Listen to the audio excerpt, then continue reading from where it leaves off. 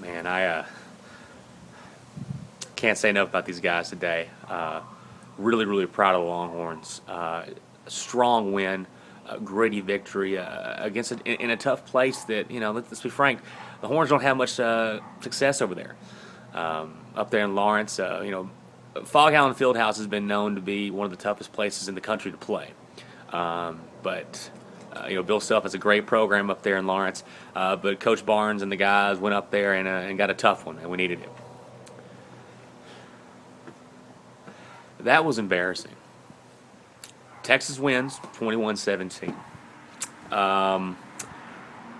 against a 1-6 KU squad, where their only victory has come from, I think, some double A division whatever team. And you go in there and nearly get beat. Probably you should have gotten beat. KU beat themselves in most cases. 14-7 at half. Third quarter was maybe the worst, where the Horns got every break in the world and got the ball inside KU territory for most of the quarter and got absolutely no points. And they end up winning. They rally at the end and win 21-17. As I talk about this, I want to make sure that everyone knows I am aware this is Kansas. So any positives I take out, be sure to know that it's Kansas. Kansas is bad. They're a bad football team. They're still a bad football team, even after almost beating Texas. Texas is a bad football team. So 14-7 going into the fourth, we're able to. David Ash has a bad game, so we pull and put in Case McCoy, and then Case McCoy has a good game. I don't know what the system is here with Texas though. Is Ash the quarterback?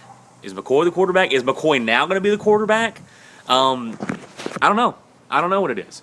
If he's the better guy, put him in. If he's the better guy, maybe he should have been playing.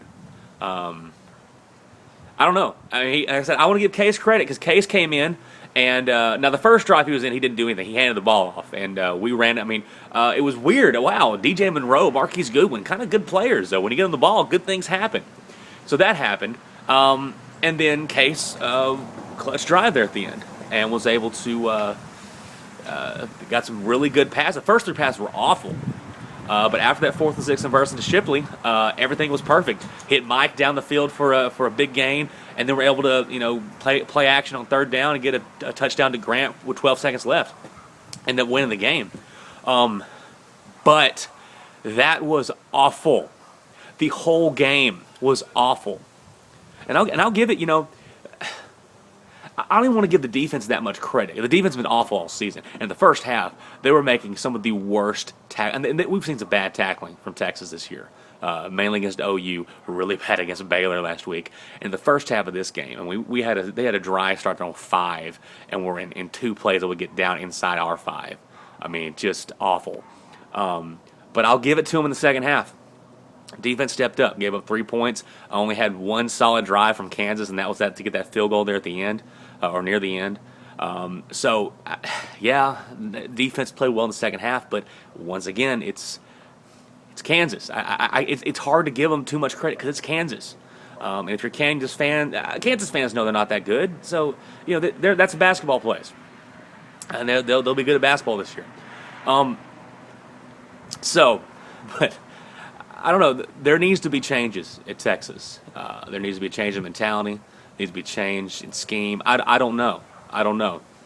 But it seems like people have gotten too comfortable in Austin. And for 3 years, we have seen this team. Struggling's fine. Rebuilding is fine.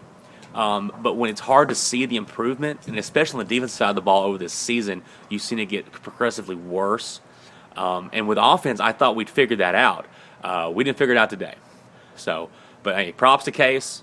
He did a great job there at the end. I'm glad Texas won. I guess we're bowl eligible. Yay! It's just really bad. And I don't even know what Texas Tech's going to do against Kansas State today. But it doesn't really matter because when we go to Lubbock next week, I expect us just to get completely rolled by Texas Tech. Part of it is scheme. Part of it's the players. Part of it's just not being very good. And I think that early this season, I watched this team play against bad football teams, and I felt that, hey, maybe we got something this season. Maybe we can push some teams. Then we played West Virginia. Felt like, hey, we lost, but that's pretty good, whatever. And then we saw West Virginia is. And then OU put us in our place. Baylor should have beat us. They beat themselves. Kansas should have beat us. They beat themselves. So I don't know what's going to have to happen. I'm interested to see what's going to happen in Lubbock next week, just to see how this team's going to respond. Because am I proud of the guys? I am proud that they came back and won. I mean, but it's like it's not like. See, here's the thing: if this team was undefeated, if this team was an undefeated football team, Texas was, and they were having higher goals, and they had a game like this against a bad team like Kansas, and were able to pull it out and win, I'd be better with it. Like, okay, look, you're going to give team's best shot. Maybe you got a little lax or whatever. This team has no business going anywhere in the country and thinking like, hey, we got Texas across our jersey, we're going to win this game. They're not that good.